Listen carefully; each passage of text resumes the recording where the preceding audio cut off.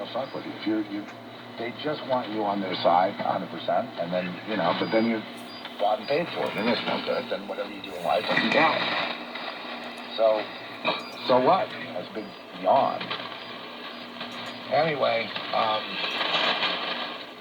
be that as it may, the thing about it is, everybody was right in their instincts. But you see, the world's going to mess with you. The world want to mess with it. Why they ruin it? Because they could ruin it. They just had to lift their leg and ruin it. And we and lambs understand that quite a bit better than the worlders, because the worlders have had, the wind at their back, and you're going full up against this spiritual war. They'll just lead you down the primrose path. Oh, everything's going to be great, and then they pull out the rug from under you right at the last second, and you never get to the promised land. And so I'm here to tell you, but wait a second. It ain't over at that point. When the rug gets pulled out from under you, that's just the beginning. You got to get back up there and stand there without the rug. Okay, that's the only way you're going to win. I mean, that's the only way you can keep your integrity and win. As Joni Mitchell says in her song, what was that song, The Fishes and all that? The Fish Wives. She goes, what was that song? She goes, show them you won't, when they put the hoses on you. What is that lyric? Show them you won't expire.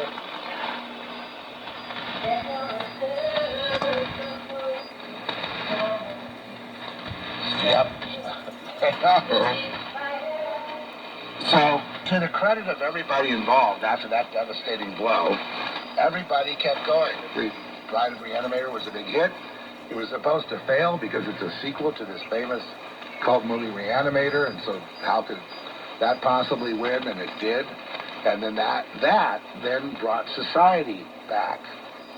And then, the rest is history. It's two successful films back to back, and that launched Brian's career as a director. He's already a producer.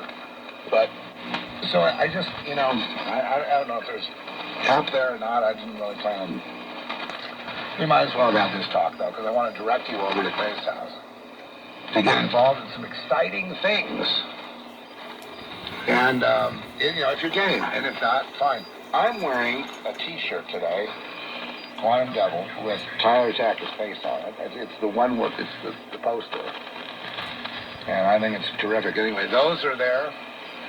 I think up to 3X, maybe 4. There may be some 5Xs there.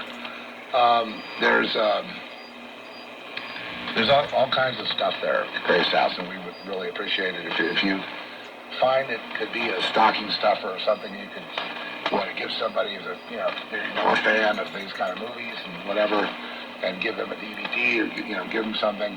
That would be great, because we're just fledgling, launching our continuing year after year to launch our production company, getting results done. We've got a lot more done than anybody else.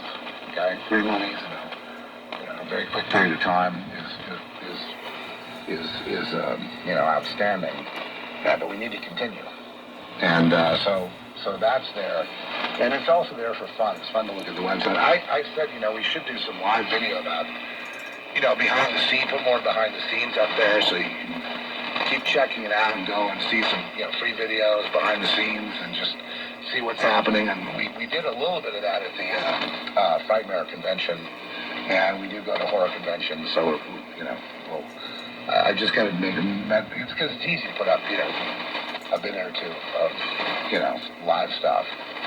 I got to get more fluid with it. It's hard to get I have to be able to manipulate that side a little bit myself, and I'm not really sure how to do that, but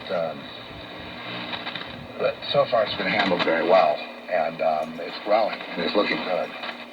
And some great reviews are up there, and you can just follow us along, and why not? If you listen to this report, you're getting my spiritual aspect here, and then you can follow me on Substack, and Substack is just, I'm just naked. I'm standing naked, my kind of here, but I mean, it's not, it's even more naked, because it's just me and my little pen, against the world there. And I have to really, it's really hard to keep, with all the things swirling around and all the responsibilities that I have and all the tasks I have to do to make that time to get to Substack, but I'm going to keep making that a special place to hang out. Because that's where ideas are hatched, you know, because from there, that story could very easily go to being adapted into a screenplay and into a movie. It may be something you followed from the beginning. And then if you see it grow to fruition, I think it'd be a very interesting story as a movie. One guy in a hellhole of a hospital trying to survive, and they're trying to usurp he's got special talents, special things. He was a military asset, and now they're trying to extract that to get him to kill somebody that they don't like. You know, old Manchurian Candidate action. Yeah, I would say that probably it could, and he's resisting that. He's trying to figure out what voices are coming from God and what's coming from the devil, and they're putting voices in his head, and then they're saying, "Oh, you're sick," and then they're controlling him. It's totally unfair, and it's a complete bamboozling of a person, you know, all to exploit, you know, to do their evils, really, you know. And our poor guy just is kind of falling into the trap. And I don't know how it's going to wind up. The other thing is about Santa Fe itself. Santa Fe seems to be one big lie. One big lie. It's all based on the cross of the martyrs. And that's coming up in the book already. We're already dealing with that. But he is a friend of, you know, some of the tribes, you know, the indigenous, the Pueblo peoples, because they see that he knows the story. And they know, but they couldn't change it because the Catholic Church is too strong in Santa Fe, New Mexico, and the Masons. The Masons, pretty much Scottish Rite Freemasonry, runs the place.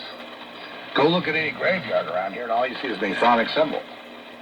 It's terrible. It's a disgrace. And,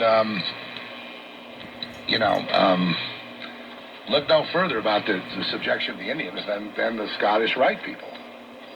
Of course, Indians can become Masons. You know, anyone can. It's a little bit of a mumbo jumbo, but the whole town is founded on a lie. And that's not unusual for world history, is it, folks? But our character, Zeph, in the book, he is dealing with it because he got first-hand knowledge of it from these beings, from a supernatural experience. And that's covered in the book as well. So it's Angels versus Witches. It's free on Substack, unless you want to subscribe. I will allow you to subscribe and pay me something if you want. There, not here, but there. It's not something I want to, you know, I'd rather just put it in terms like, you know, if you want to get this or that at Crazed House and all that stuff, because I have commerce in my life now. I can't just ignore, hate money and ignore selling things. I can't, you know what I mean? But I can't make it a thing like, at the Zeph Report, I'm going to withhold something until you buy, you know, something from the show. I'm not going to sell anything on the show. I hope that keeps me clean. If it doesn't, I'll just have to shut up. I'll know. I can feel it. Someone jumps in who's a Muslim and wants to put in $10 million, which is almost nothing these days for film. And then it's like, now Zeph is on the Zeph Report. He's got to say something about the Muslim. Oh, he's not going to say anything because he's worried about offending his investor. Oh, no. And if that's the case, then fuck it. It's over. But before taking any money like that from anyone, they have to understand that I am freewheeling here. And that if they're offended, then they shouldn't jump in. I guess that's the way we should put it. You know, but we're going to have podcasts here, spiritual warfare. We've got, you know, writing. I am a writer. I'm a published author and professional screenwriter. I need to start acting like one. I need to produce. I need to sell. I need to put money in the bank. I need to pay people. We have to pay a lot of people at Crazed House. That's why we need people to, you know, buy stuff. And hopefully you'll like our movies and know where we're going with this Quantum Quartet, the Haunted Hotel, hospital, Girl Next sequel that will be a part of that, kind of like the fifth Beatle or something, hanging on. I shouldn't say Beatle. I can't stand the Beatles. I can't stand the Stones. I can't stand any of them. I feel duped by all the 60s and 70s music, you know. I feel duped because they were inducted by, you know, think tanks and the spooks, and they were, you know, mind controlled, and then the lyrics had to mean a certain thing, and it had to all be about recruiting. And now look, they're successful. Now look at the world. They ruined it. They ruined it. Don't just blame Larry Fink. All the culture, all these kids running out for all these now, and now it's Taylor Swift who's ruining the world. Another complete waste of time. But she's got a spin on it. She's got a grip on them. She's making billions of dollars. She's the most successful entrepreneur in our country is Taylor Swift. Can you imagine? That's all we can produce. That's it. That's pathetic, man. That's sad. You know, it's just like when I see people get caught up in the football games. It's sad. All of this stuff was used to dupe us. They didn't need to bludgeon us or to pressure us or say white supremacy, MAGA, and, you know, threaten us from the pulpit of, Joe Obama. You know, they didn't need to do that. We did it already. We bought the music. We bought the records. We never deciphered what they meant. And they're programming us all the time, you know, to be part of the whole. You know, well, what was the one sung by Yes? It's just so telling. I forget that, you know, I went over that years ago. I don't want to recover that, but they're another piece of shit band. Great musicians. Bad message. No. Give up your individuality and be a slave. That's the message. And further to it, Ferrari takes it to another level. John Anderson should go over there and start, you know, use Ferrari's writings as his new lyrics, which is basically man has no free will, is a hackable animal. That's where it all ends. You know, the depersoning of the human being by John Anderson. Perfect. And he'd probably hear this and go, I have no idea, this guy's nuts, I have no idea. You know, people say, oh, he's crazy, you know, no one, yeah, we was talking about, yes, we do know what we're talking about. I do know what I'm talking about. I'm very, very accurate on this. But I'm almost everything like this. And he was the Pied Piper, leading the charge. He's the roundabout. He'll be in and out. He'll be all about. And, isn't that lovely when we succeed? No, John, you're the road to success. You're another, you know, a few steps on the way is all. But thank you for your service. Satan loves you. Lucifer loves you. The Masons love you. Meanwhile, Larry Fink loves you, and all the three-piece suits worship around you. All the guys in the club love you. Yeah, they really do. Yeah, you made it real pretty, and I know without help you couldn't have sounded so pretty. Nice little choir boy singing. No, you know it all.